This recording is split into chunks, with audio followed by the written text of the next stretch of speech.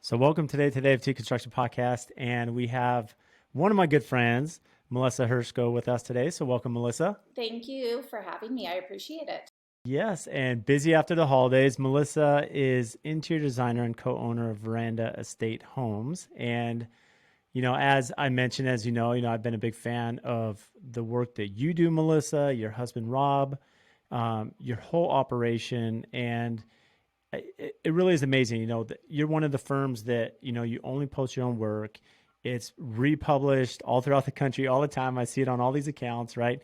Even projects you've done from years ago.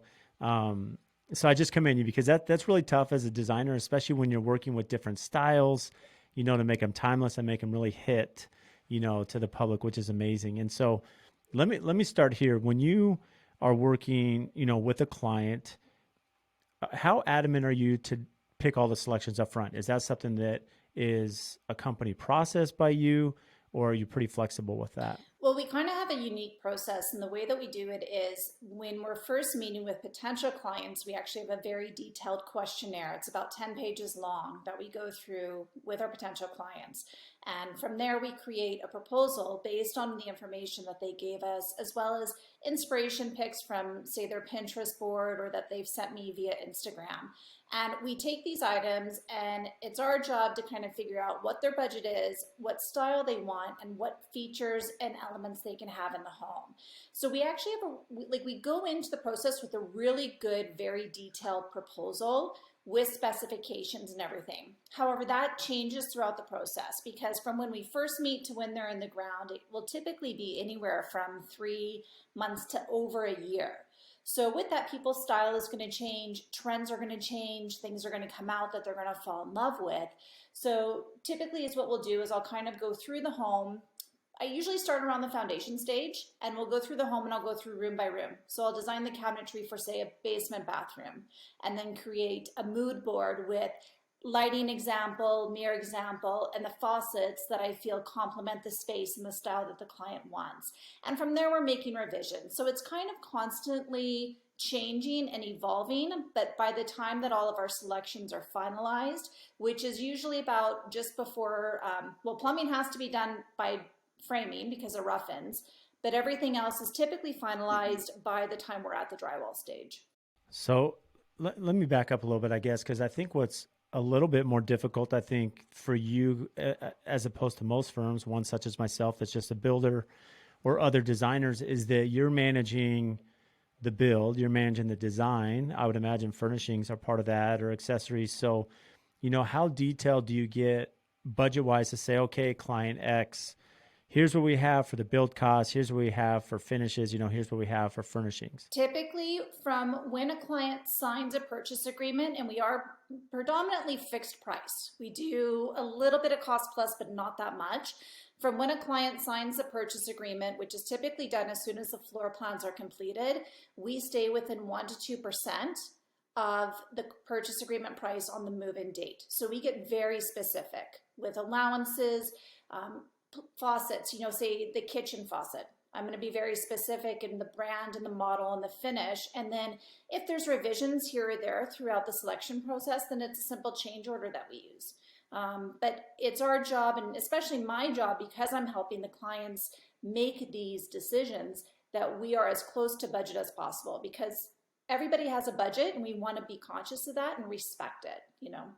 Which is amazing. It's hard to do. It's funny. I listen to that and it's amazing. I feel like us as a company, we've tried to do better, especially with the pricing and with COVID though, and with other things that have impacted like lumber, for example. I mean, what leniency do you have as far as some of the materials? Because some of the finishes, as you mentioned, a faucet, you could have a budget, maybe $2,500 for a faucet, but it's a little more open-ended, maybe with masonry or concrete or framing or some of these things that maybe don't impact you personally, but they do impact Veranda because, maybe Rob's dealing with that aspect. Exactly. So a good example, because the lumber one was a massive one. I mean, we all saw across the board in North America a huge increase in the cost.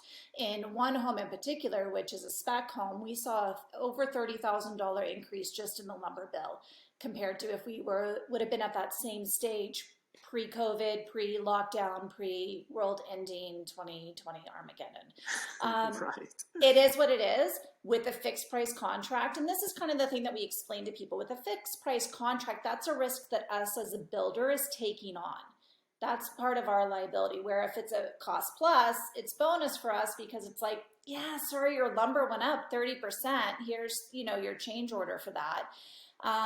But the reason that a lot of our clients like the fixed price is because they have that peace of mind that this is the number, these are the features and the items I'm getting, and I know on move-in day what it's going to be if we don't stray from this. If you're going to make the home 1,000 square feet larger, the price is going to go up. If you're going to decide to add hardwood throughout every single bedroom on the upper level rather than carpet, the price is going to go up. But these are conversations and explanations that we have with all clients in the very early stages. But it's one of those things where we do take a bit of risk, but we know our numbers really well. We actually come from, I don't want to say a track home background, but Rob's dad started building in Calgary in 1974. And he was building in communities where it was one show home with 3 other builders, and there was a show home row. You walk in, you pick the lot, you pick floor plan 1 through 10, and then this is how much it cost. So Rob grew up understanding how to price out a home, how to keep the cost to where they are. And that's something that we've implemented with the custom home aspect, which not a lot of builders do where we live at least. So it's really helped set us apart from some of the other builders. And one thing that a lot of people ask is, well, why would I not do cost plus if it's going to save me more money? Because there's this theory in people's mind that cost plus is the way to go. When we've priced out, so we'll complete a home and we'll price it out. And typically we're going to be between 2 to 5%. So it just kind of depends. Which one do you want to do? Do you want the builder to take the risk, or do you want to take the risk as the client yourself? Yeah, and that's always the age-old question, right? And I know that there's certain demographics throughout the country and through Canada, that will dictate, different markets are different, where maybe customers are more accustomed to a certain pricing method, cost plus or lump sum, we'll call it. And I think one of the challenges most builders have, or most designers, is that with a lump sum, as you mentioned, you really have to have a database. You have to have history. You have to have a good historical knowledge of what things cost, how much different designs cost. And so that way, when you're pricing it out, and it's really a matter of mitigating risk. Who's taking the risk? A cost plus, I'm not going to have the risk. The client does. It's just up to me now to make sure that I'm communicating that to them. Whereas if it's a lump sum, there is going to be a little margin maybe in drywall or paint because at the end of the day, right, I have to do the QC and punch work, and I can't build a client. And so, it's more communicating that. So how many clients, I guess, push back, say, Melissa, we really want a cost plus. I don't want a lump sum. I mean, do you get a lot of that? We actually don't. I would say maybe 1 out of every 50, to be honest, ends up doing cost plus. And the thing is fixed price makes us accountable. It makes us accountable for the construction time. It makes us accountable for all the work that goes into the home, more so than a cost plus. And the reason I say that is there's one particular home that we completed recently. It was Springbank Custom 1. Beautiful home, great community. And the day we put the sign on the lot with the clients, I stood there and I said, your home will be done before that home next door to you. This home was closed up. Stone was on, paper and wire, ready for stucco, roof. We didn't even have a hole in the ground. They're like, oh yeah, right. I'm like, okay, shake on it. And clients moved in. They have been living there for 4 months, and the home next door is still not completed. And we don't rush, but that's the example of a cost plus. This builder is getting a management fee per month. What's the motivation? If you're getting a $5,000 or $10,000 or whatever your management fee is per month, what's the motivation for you to push the trades, to show up every day? What's the motivation for you to push the client to make these selections so you can get materials ordered and everything else? So how do you break down, and I don't want you to, give away, I guess, all the secrets in your business philosophy here, but are you fairly open, breaking out, here's the design fee, because there is design fee, there's cost to design the house, and your time and your designers and resource and everything that you're doing. Are you breaking that out separate than the construction costs? Is it one lump sum, kind of all in design build? How do you do that portion? Everything is all inclusive. So it's one, So so we it's one include, price and everything's in there, including your design. yes, And then my time. and what about FF&E? The finishings, the furnishings, electrical fixtures, stuff like that. I mean, that would be an additional budget in addition to lump sum. No, everything is all included. So when I'm going to pull up here because I have one right here. So one example, just to give you an example of a proposal. So here I have a proposal in front of me for a 3,000 square foot 2-story home.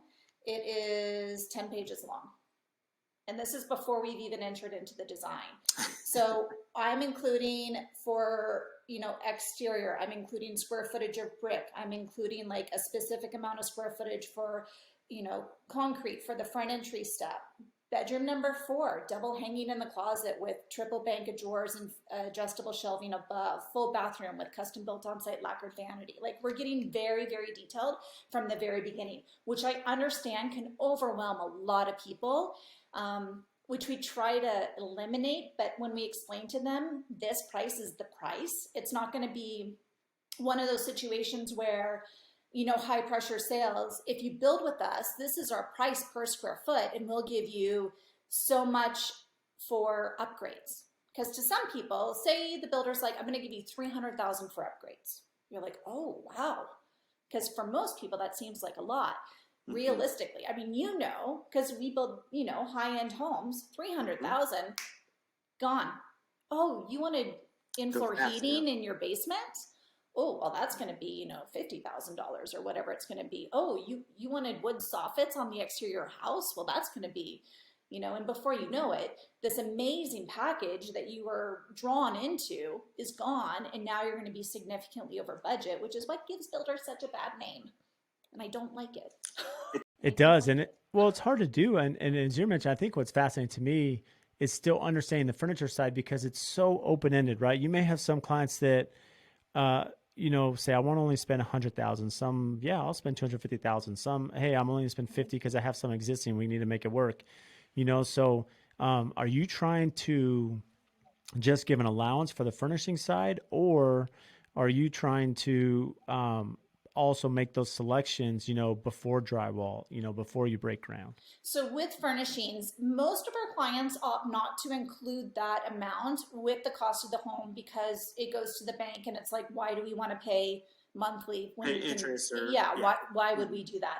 However, some clients do want to have, say, a window covering allowance in, because window coverings, a lot of people are quite shocked when they figure out the cost of what beautiful custom window coverings are. So a lot of times we'll put in an allowance. And I work with Heather from the Heather Company, which is a local decorator here in town. And she works with most of our clients. And we actually engage with her as soon as the plans are completed, because I need to know if we're going to have a floor plug in the office, what kind of desk is going to be there, where does the floor plug need to be, is it on the left or the right? So it's very important to engage with the decorator if the builder does not have one sooner rather than later, because we just completed one home that had all automated draperies throughout the entire home, and it affected the built-ins, the casings, and a lot of other features. And it also, we needed very specific backing. So if we didn't know this information early on in the game, we would have been repairing drywall before possession. We would have been, missing half of the built-in because you have a stack of panel drapes that butt into it. But in regards to everything else, so I would say actually furnishing is the only thing that most people don't include in the cost of the home, because some may want to bring all their furniture and then realize, hey, nothing actually looks good in here. Yeah, nothing works. And then, like my husband did when we moved into our last home. And then other clients are like, new home, new everything. Let's start from the top and work our way down to the bottom. Yeah. Yeah, which makes the most sense. So for you working through that design process, how long does that typically take? I mean, from our side, just to give some perspective, I would say most of my projects, from when I meet the client till we break ground, is typically 8 months to a year. And our goal, even though I'm not doing design in-house, I'm working with interior designers and architects, is to have everything decided. So my goal is when they submit for permit, that I have a building set and my design book. Ideally, when I break ground, I have most everything decided. It allows us, as you mentioned, to be a little bit more certain, more practical, and more upfront of the total cost because I know what it is. I know what the finishes are. Not that we can't change. Um, but that takes time. I would say my designers typically spend, 4 months, 4 solid months of creating that design book, finishes. So, timeline wise, is that pretty similar to what you're doing? Yeah, I mean, we have clients anywhere where, I mean, I've even worked with clients from when we first meet to before we even get into floor plan design for over a year, some 2 years. And it's not constant, but it's constant communication, following up. Hey, how's it going? Have you thought any more about your new home? And then all of a sudden they're like, I need to do it now. And I'm like, okay, hold tight. So that really varies. And then I would say once we have the floor plans completed, and we do work with architects and draftsmen locally, so that is not done in-house, but we do include that in our purchase price with any of our clients. The plan phase will typically take us anywhere from 3 months on the short end to I would say 8 months about the plan design.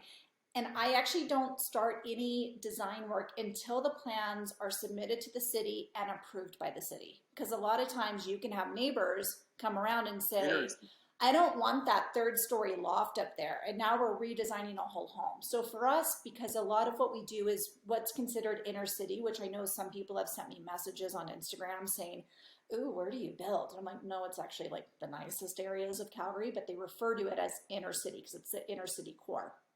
And a lot of these areas, yeah. So a lot of these areas are older homes that are being either removed or demolished, nothing beautiful, nothing historic. Don't come at me. Like they're full of asbestos, not great floor plans, not workable. But to do this, we have to submit the plans to the city, and the city then sends these out to the communities. So the community actually gets to give feedback on the floor plans.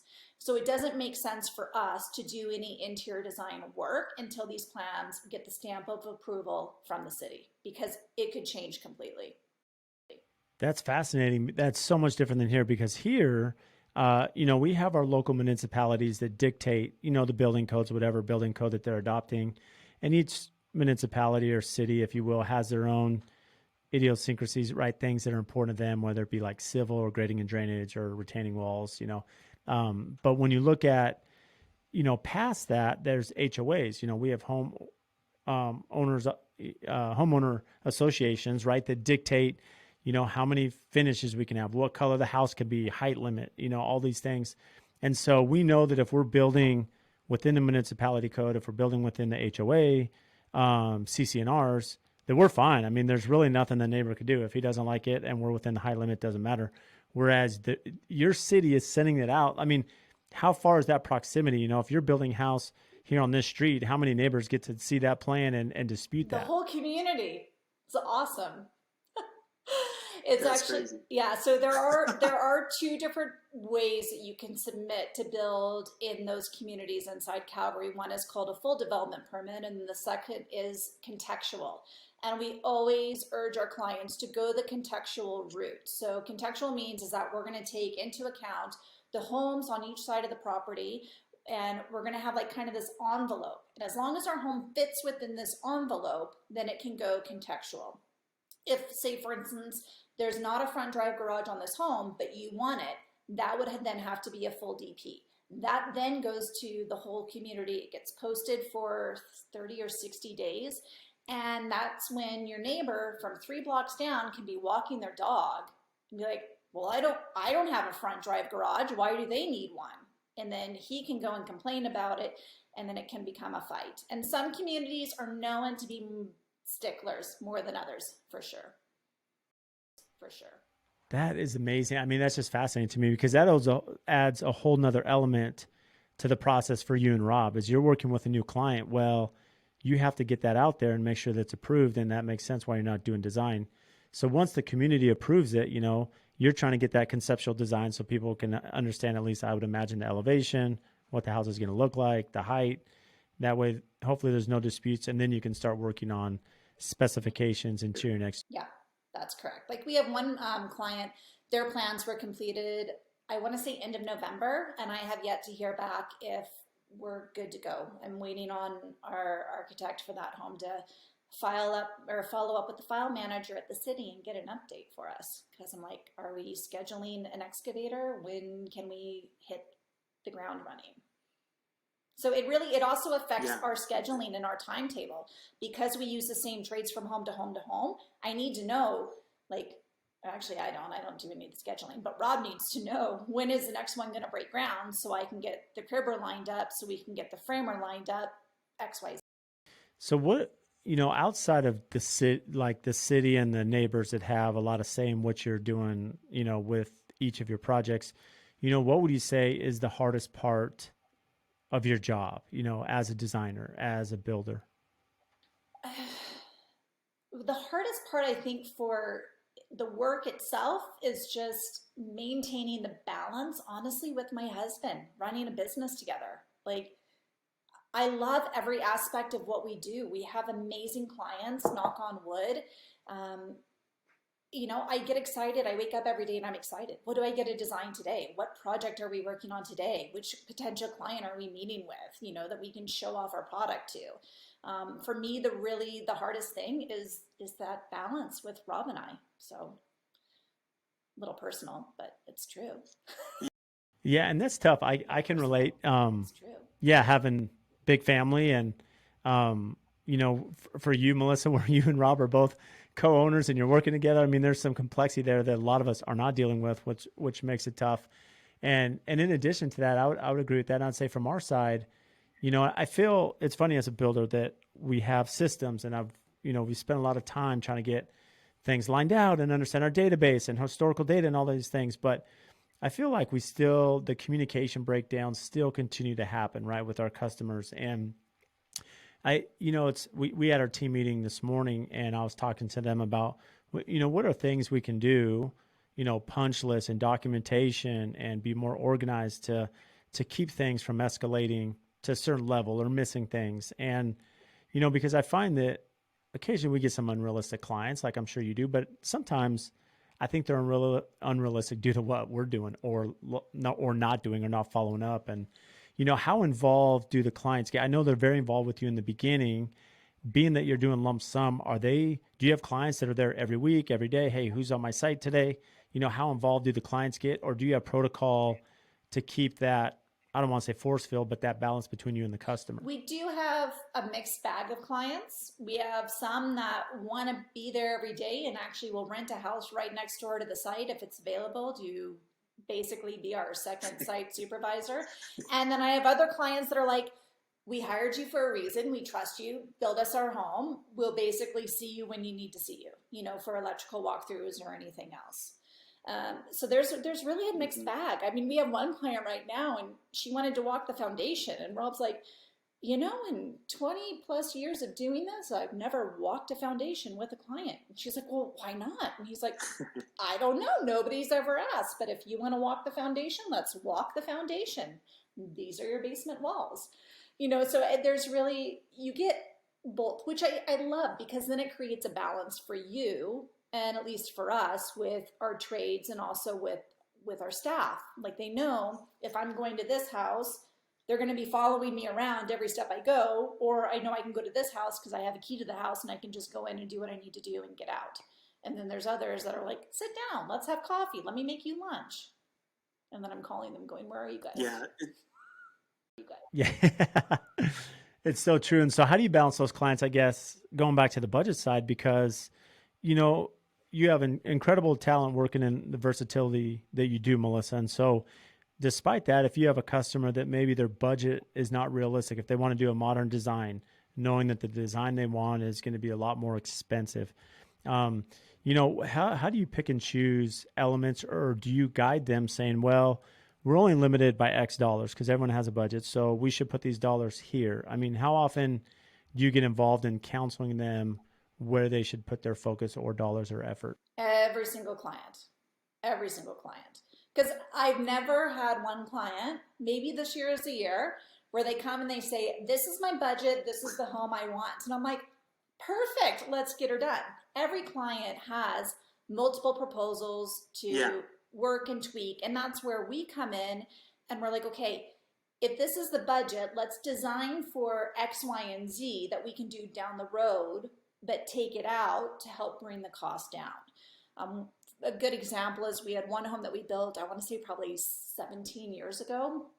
And we went in about 4 years ago and ripped out all the carpet in the upper stairs bedrooms, added hardwood, refinished all the hardwood throughout the home, added wainscoting, added the bar that they roughed in for in the basement, and did things like that because we made provisions for it when the home was under construction, but they wanted to wait until the little puppy had passed away and the kids were older and they weren't destroying the home. Yeah. So, Which makes sense. I mean, and there's a lot to that. I mean, when you're designing, and I've seen this on the other side where I've worked with designers where maybe they're not sensitive to the parents that have young kids and they're specifying maybe a marble flooring in the kids' bathroom. And so how often are you involved, even not only from, I don't want to say a luxury standpoint and an aesthetic standpoint, but also a functionality standpoint to think, well, let's understand your use here as with children or dogs, what kind of flooring should we be putting down, so there's less preventive maintenance. yeah, it's always something that we consider with every home, starting from the floor plan. And I always explain to our clients, I'm going to help guide you and help design this home the way that I would live and the way that you will live. So we get a good understanding of how our clients, do they entertain a lot? How many kids do they have? Do they have animals? Are they small? Are they large? Are they cats? Are they dogs? Are they alpacas? Who knows?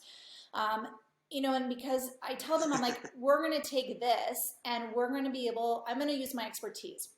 Here's a good example of this one. We had clients bring us floor plans. So they had invested tens of thousands of dollars into these floor plans.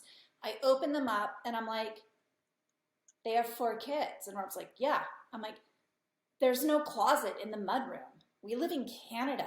You take your shoes off as soon as you walk in the door. You have bags. Their kids play hockey. You have coats. You have mitts. So I'm like, what?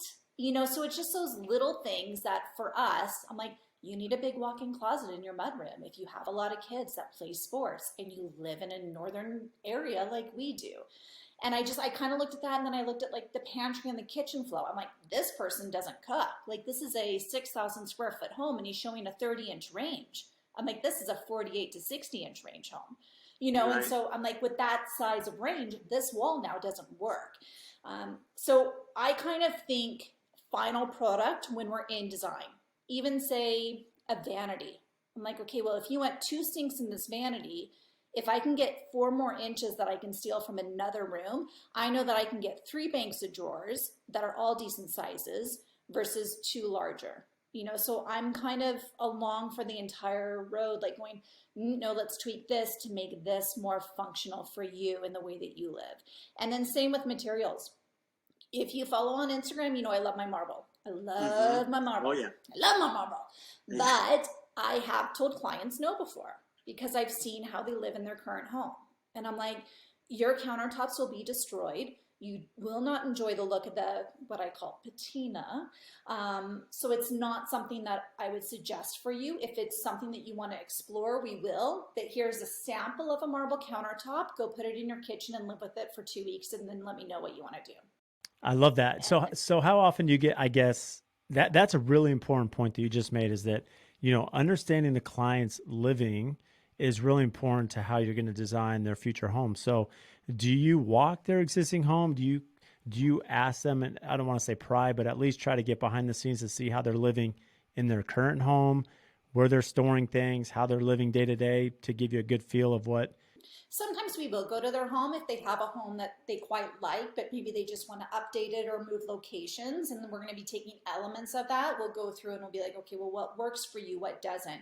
But that's also in our design questionnaire for when we are designing the home. We ask those questions. In your current home, how do the bedrooms feel? What sizes are the existing bedrooms? Do you want them larger? Do you want window seats in these rooms? Do you feel like you have sufficient storage in your kitchen and all these features? Because that's really, at the end of the day, what's going to make this home a dream home for the clients, because it's going to be a dream when you move in and you're not going, where do I put these mixing bowls? I don't have a drawer for them, and I'm kind of guilty. I'll walk through with my clients as the kitchen's being built. I'm like, your cutlery will go here, your dishes go up there, your glasses go over there, keep the coffee cups in this one. And Rob's always telling me, stop, you're not unpacking for them. I'm like, but I designed the kitchen, so I know where everything makes the Yeah. most sense. So I guess to that point, what's your favorite part of the house to design? Is it the kitchen? And then what's your favorite element to design? Cabinetry, countertops, the marble. I know my least favorite is a fireplace, a great room fireplace. Oh, I really? don't like designing fire. I just like it. That's interesting. So wait, There's just like there's only so much you can do, and I feel like I don't know. I always leave it for last. It's always the absolute last thing I design in any home. I'm like, I'll do fun vanities first. I typically will work from the basement and work my way up. But sometimes, like I'm working on one home right now, I'm like, I really want to design her laundry room. But I haven't asked them any questions about the laundry room. But I'm really pumped about this laundry room concept that I have in my mind because a lot of times these homes are designed in my head before like we even start designing the floor plans. Like I see the clients, and I bet you if I actually lined up our clients and their homes, you would be able to go, okay, well, this one is Vanessa and Danny's home. Because I can tell by the way that she's dressed and her appearance. Like this, I feel like my clients and the homes really speak to each other, which is what you want to do. I have one client that walks in like so prim and proper and sweet and like beautiful blonde hair and pearls and always wore pastel colors. And I'm like, I would not do black cabinetry for you. You need soft tones. You need like blues and grays and maybe some blushes incorporated into it, and a beautiful quartzite countertop. And her house is a reflection of her 100%. And that's what I love. I love that you have that creativity to look at someone, maybe their aesthetic as they dress, their style, their personality, and then put them in that element and see it for them, which, as I'm sure with you, all my clients have a hard time envisioning, everything on paper, even though you and I may be able to see it because we've been doing it for a while. So where do you get that inspiration? I mean, how do you keep that diversity of your portfolio to understand, well, this client needs to be, this color palette, this one needs to be a little bit more modern, and there's a stark difference there. I mean, how are you able to balance through so many different styles of design? It's honestly, it's the one thing that really drives me to start a new project is to do something different and do something unique. And I love the fact that our portfolio is quite diverse. I want to design a super modern home so bad. Like it's on my Mhm. vision board for 2021. And the thing is people keep seeing what we've been doing, and so they kind of assume that's all we can do. But let me tell you, Right. what's designed in my head, Brad, is phenomenal. So I just need a client to come to us. So if anybody's out there, please call. But it's just, I really Yeah. love being able to make every home unique. I don't want to be known as, oh, that's the builder that just builds transitional homes and they all look the same. Or every home they build is a modern farmhouse and they all look the same. Like I want to be able to say, your home is truly going to be a custom home. It's going to reflect the way that you and your family live. It's going to reflect your personal style because not everything I do is my style and my taste, and I necessarily wouldn't want it in my own home, but I know it works for our clients, and I know at the end of the day it's going to be a beautiful product. Yeah, which is great. And Just love as that modern one. Lots of stone. I would love a modern one. Some of those ultra modern ones are kind of fun too. Like you'd see in Norway or Sweden or something, like you see these inspirations on, Pinterest or Instagram. And we have a couple architects here in town that do some of these really ultra modern, um, concrete, steel, glass that you don't see a lot of. But, from your side, Melissa, are you and Rob doing any specs? Do you do only build to suit? Is it a mixture of both? Mixture of both. So right now we have one spec under construction and waiting for a great piece of property to come up because as you know, the one thing you can't ever change is location. So with a spec home, location is always key. The one that we have in the ground right now, it's at the drywall stage. It's a fantastic lot. It's 75 feet wide. Most lots in that community are only 50 feet wide. It also has the front drive garage, which most have detached in the back. So it has a lot of the pluses. And then everything else that we have either under construction or in the books right now is all pre-sale. So mixed bag. And when you are you working with investors to do the spec? Are these self-funded, ventures that are part of what you're doing? It depends. It really depends on the cash flow situation and what we have coming down the pipe. So that's more Rob's department. He takes care of that, and I just try to stay within the budget that he gives me for the spec home, which sometimes can be a challenge. Yeah. Do you have more fun designing specs where you have maybe flexibility and there's no client and now you really get to, put your vision on it, the way you'd want it? Yes and no. I have more fun because I don't have to run my ideas or designs by anybody and I can do what's in my head. No, because it's on me. If a house doesn't sell, it's because Melissa screwed up. At least that's what I tell myself. So I put a lot of pressure on myself when it comes to spec homes because I always say with spec homes, you have to tick off as many boxes as possible to make it as marketable as possible to the masses out there. And what we do is a very small percentage of people in Calgary because of the price points that we build at. Like the one spec home that we have right now is 3.7 million. Not everybody here has 3.7 million to spend on a home. So I got to make sure that we knock it out of the park. I may be painting the entire basement black in this home, which Rob may think I'm insane for doing, and a few other people, but I'm like, I see it in my head. I'm like, just trust me. It's gonna, because you also want to have that one thing that sets it apart that people remember. Like, remember that house with that black basement? Who was it that built that? Oh, that was Veranda. Let's talk to them about possibly building our next home or something. Because we also use these spec homes as our show homes. It's a great way to take clients through products that we built so they can see the craftsmanship firsthand. I love that. Yeah, and it's a very good point. When you're thinking of specs, there is a strategy there that, although you want to have some fun, maybe with, as you mentioned, maybe the basement or some accent walls, you still have to be careful to make sure you're hitting that big audience, right? Especially at a certain price point. And one thing I love about following you, Melissa, I mean, you are so, are you running your social media? Because you do a phenomenal job showcasing your portfolio, your product on Instagram. So is that another venture that you're handling yourself, or are you outsourcing that? 100% me. Wow. Part-time job. Yeah. So what made you start Instagram? I mean, I'm always interested on that question. Like, when did you start? Why did you start? How much work? How many leads do you get from Instagram? Do you see the value of the time you put into it? Let's see, where does it tell you where you started? I think I want to say 6 or 7 years ago, like a long, long, long time ago. I got an Instagram. And what made you do it? It was like the next thing. It was the next Facebook. And when I did start, it was more personal. It was pictures of me and the kids. It was, more family vacation stuff. It was things around the house, what I'm cooking today or anything else. And then it slowly developed to be more business. And then we started to see the leads come in because of it, because people were following, thanks to good old hashtags and using the hashtags that are, local for us, hashtag Calgary, hashtag YYC, XYZ, whatever.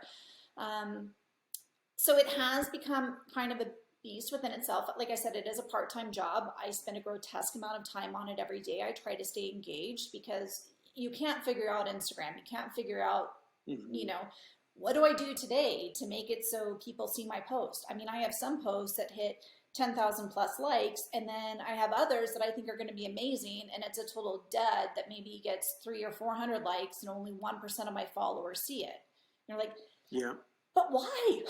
Yeah, it's the weirdest thing. So bizarre. It's so bizarre. I can't figure it out to save my life, which is why I do invest a lot of time in it. But at the end of the day, it pays off and it has a good ROI because it costs me nothing except for my time, which I do always say time is money. So it does cost me something.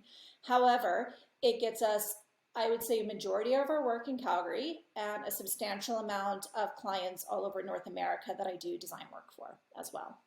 I was going to ask that. So how often are you only designing for your own Veranda Estate Home projects, or are you outsourcing design now outside of Calgary? So I will only design in Calgary for ourselves because I get people a lot of times saying, oh, I'm building with so-and-so, and like, sorry, like, you want Melissa, you need to build with Veranda, because I'm just not, I feel what we do in our style really sets us apart here, and that's something that I'm not going to, give another builder.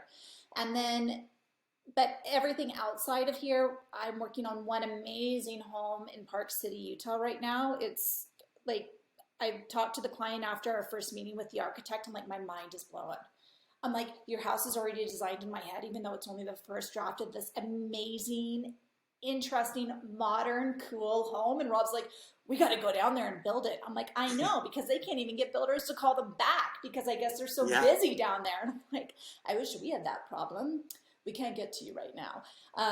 But so anyways, I'm working on one home there, quite a few in California, out east, New York. I have 3 right now in Boston. So kind of all over, which is a lot of fun. And it's more of just like a consultation type of thing.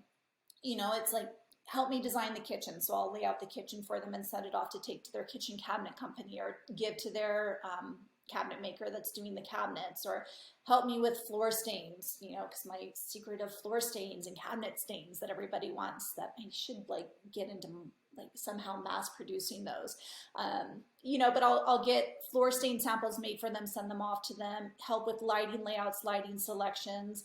It's a lot of fun, and it's something that I do, first thing in the morning and last in the night. So Veranda takes precedence during the day, during business hours here, and it's kind of my, I guess you could say, my fun money, although it's paying for private school education currently, which isn't. For the kids.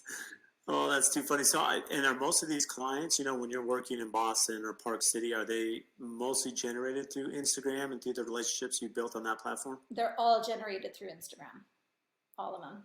So I would even say, like, I did a Q&A. We were on the road, driving from Missouri to Dallas last week, and I was like, got 6 hours, ask me some questions, which I love doing the Q&As on Instagram, just because you get some really interesting questions thrown your way. And it's fun to kind of give people a little bit more insight than a little square picture or little clips that they see on a 15-second story or reel. And anyways, I did mention, because I got quite a few people, can you help me design our home? And I mentioned, I do offer remote services. And the amount of emails and DMs that I got after I said that, it was kind of like, yeah, here we go. Hopefully only a few of you bite when I send you the email, but it'll be good. So right now for that, I am booking out into March, just because I'm like, anytime we take on, whether it's a local client or an online client, I want to be able to give 100% to each of those people, because I need to respect the investment that they're placing with me. And I don't want to bite off more than you can chew, as they say.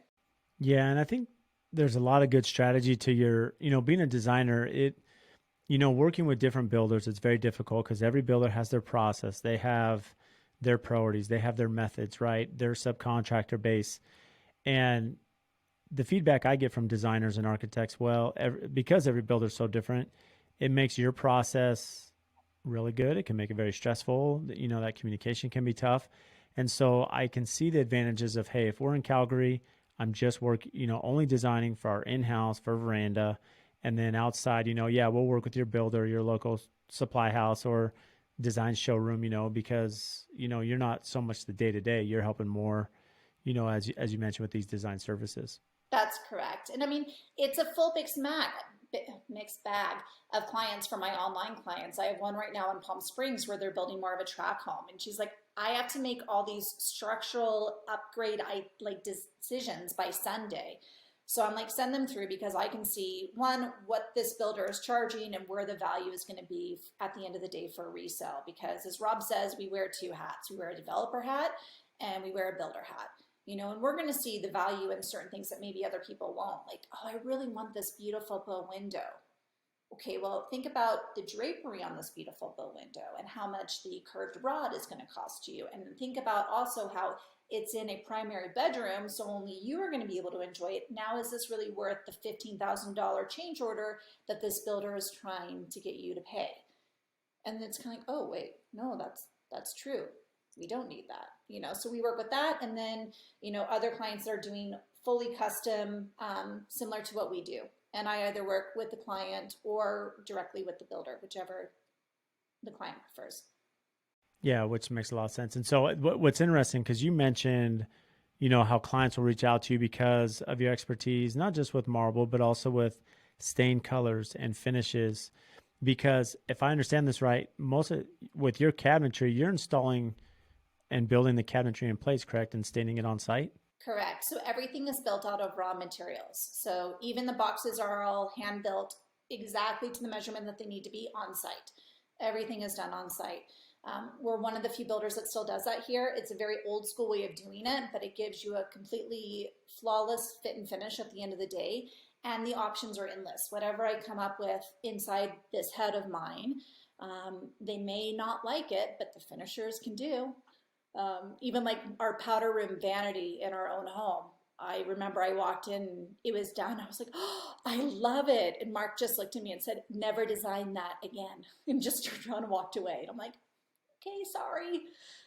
But it's a lot of fun. So, and yeah, with the Yeah. stains, every home gets a custom blended stain. I have never done the same thing twice. I don't like to do the same thing twice.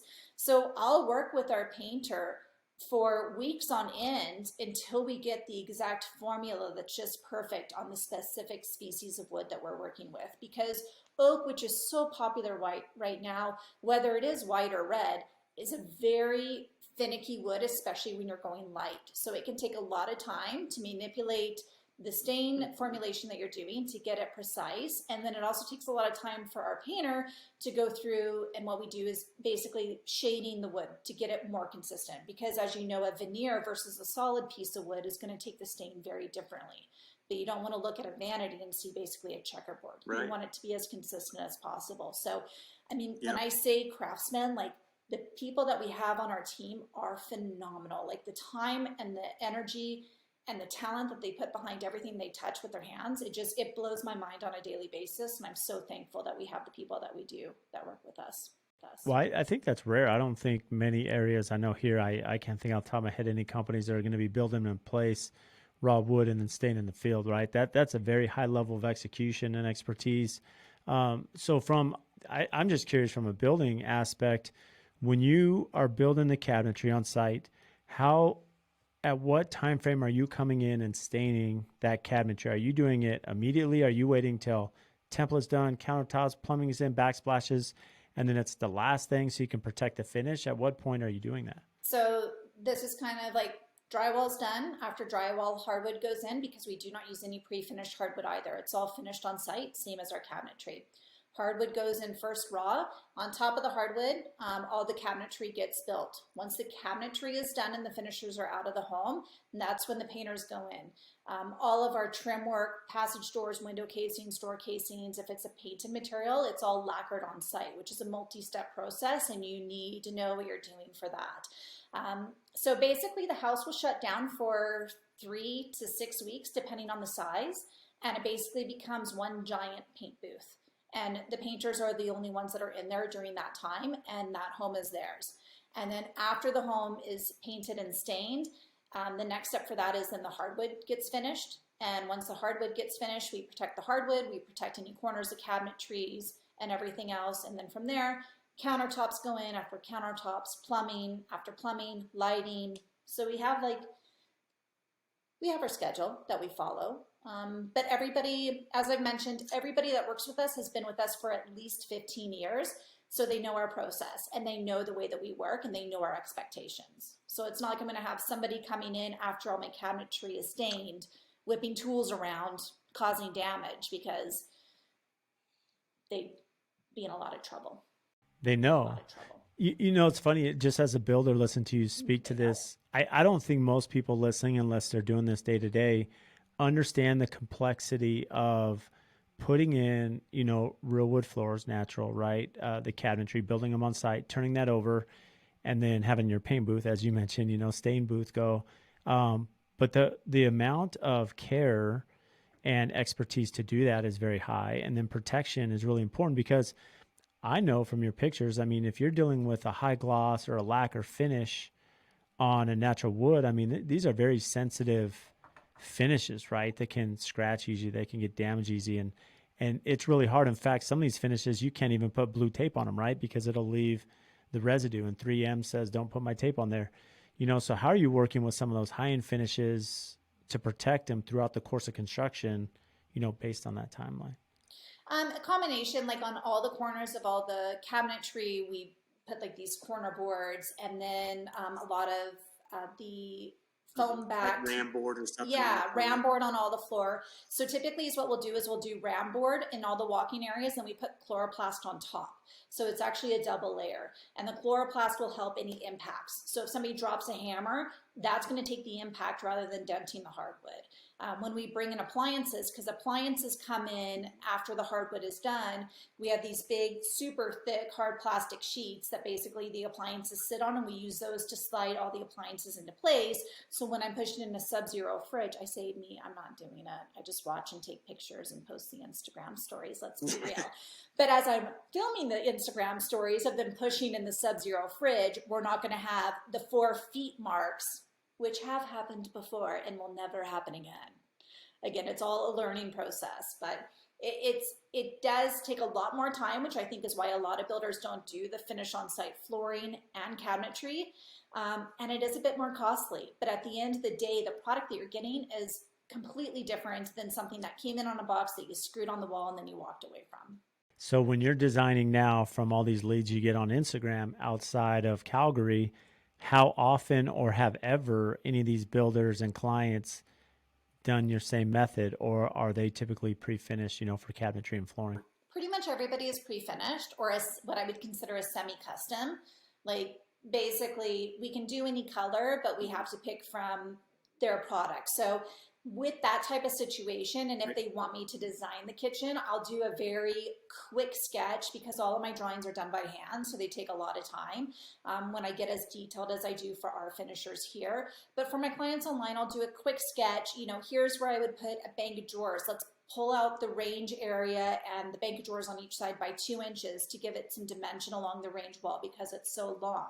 Let's do X, let's do Y, let's do Z, and give that to them, and then they take it to their cabinet maker because I really don't know what they're fully capable of, in regards to a cabinet shop. Like, are you going to be able to do all the trim work and detail that we do? Are they going to be inset? Is it face frame? Like all these questions that honestly most of my clients are like, well, I don't know. I'm like, okay, well, here, take my drawings to your cabinet shop and see what they come back with.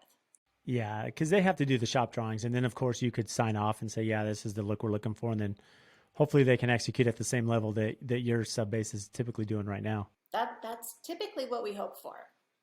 Yeah, absolutely. And Melissa, I guess, wrapping this up, my last question for you is, as many projects as you've done, you've been able, through your questionnaire, through your process, you have a really good idea of, how to set the project up for success. The budget, the cost, the timeline, lump sum. How have you now applied how to vet clients? Because I would imagine there's still maybe some clients that come across your desk and you may, from previous experience, say there's some red flags. I can already see it. Are there times where you ever walk away from a project because you know that there may be some issues down the road, or do you still try to accommodate and take on everyone that comes your way? We do vet. It's a relationship. It's basically a marriage. We're going to be married for the next 2+ years. We're not the builder that hands you a set of keys and walks away. We have relationships with every single client that we built for the past 20 years under Veranda's name. And if a client from 19 years ago calls us and says, hey, I had a leak, my hardwood got damaged, can you come and help me out? Absolutely. We'll arrange for the hardwood contractor to come. We'll meet them at your site for you, everything else, because they entrusted us with that investment at the very beginning. We want to be there. We want to be able to back up our name and back up our reputation. And there are some clients that you meet and you get a vibe from them and you're like, we're not going to mesh well. And it's just, at the end of the day, it's not worth it. I take this business way too personally. Like, I'm the type, I will wake up at 3 o'clock in the morning going, did I do this? And I actually have a notepad next to my bed so I can write down things that I remember in the middle of the night. And I don't want to deal with a client that I know we just can't make happy, because there are people that you can just not please in this world. And to me, that's not worth it. Yeah, it might be another home that I can post on Instagram, but at the end of the day, no amount of likes would make that year 2, 5 worth it. Yeah, I totally agree. I mean, that's a big part. I mean, I use the same verbiage there, that we're married to our clients, and it is an interview, not just for them, but for us, because it is a relationship that, if they don't understand the value you bring, Melissa and Rob, then, that's hard, because, it's a tough industry. It's tough what we do.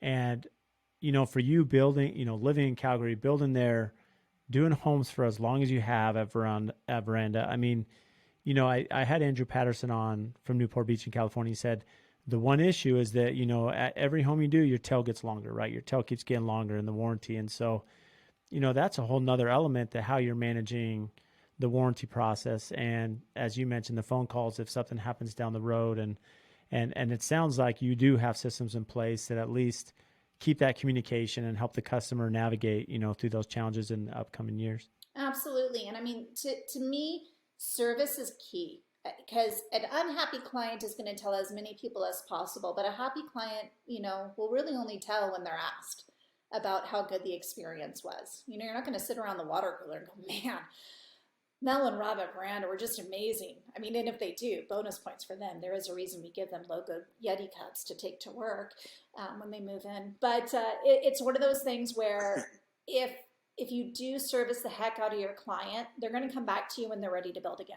And most people will build again down the road, and we want to be there. We want to be the person that they're going to pick up the phone and call. And we're dealing with it right now. We have clients that live in one of our homes, and they actually sent us a text yesterday, and they're like, we would just like to formally ask you if you would want to build us our dream home. And I was like, of course, 100%. And those are clients that built with us originally 6 years ago, and we've been there for every step of the way. If something did happen, or if she wanted a light changed, I'll arrange the electrician for you, no problem. How does Monday at 9 a.m. work? It's doing those little things that made them call us to build this next home. Yeah, it's so important. And it just shows, that's why you had the reputation you do, Melissa, and you built an amazing company, both you and Rob. And again, you continue to break the internet with some of your amazing designs that we'll have you tagged here in the notes. But, what's up next? What's exciting for Veranda Estate Homes? I'm just excited. We have some really fantastic homes coming up with clients that are willing to push the design envelope, which is always fun. It's not clients that are saying, just do what you did over here. They're sending me other inspo that they're finding on Instagram. Like, what about kind of this concept, but doing it in this way? I'm like, I'm all for it. Let me get my brain wrapped around it and going. So we do have some really amazing projects coming up, which is great, especially after 2020, because our market took a pretty hard hit last year once COVID hit. And there was a time where we're like, what do we do? Like, do we continue here? Like, is it worth it? And then as kind of the dust settled and people realized like life will get back to normal eventually, the phone started ringing again, and we're dealing with a crazy amount of potential clients right now.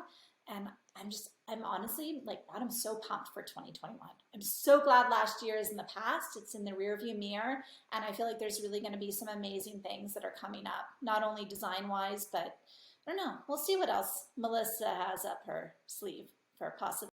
Yeah, up her sleeve. Well, we can't wait to follow along. And you've already done a phenomenal job taking us on that journey, Melissa. And so where can our listeners find you? They can find me on Instagram at Veranda Estate Homes, and also our website, verandahomes.ca. Well, you've been amazing, Melissa. Thank you so much for sharing a little bit more about your process and to help us refine ours even more, and appreciate the time you took today.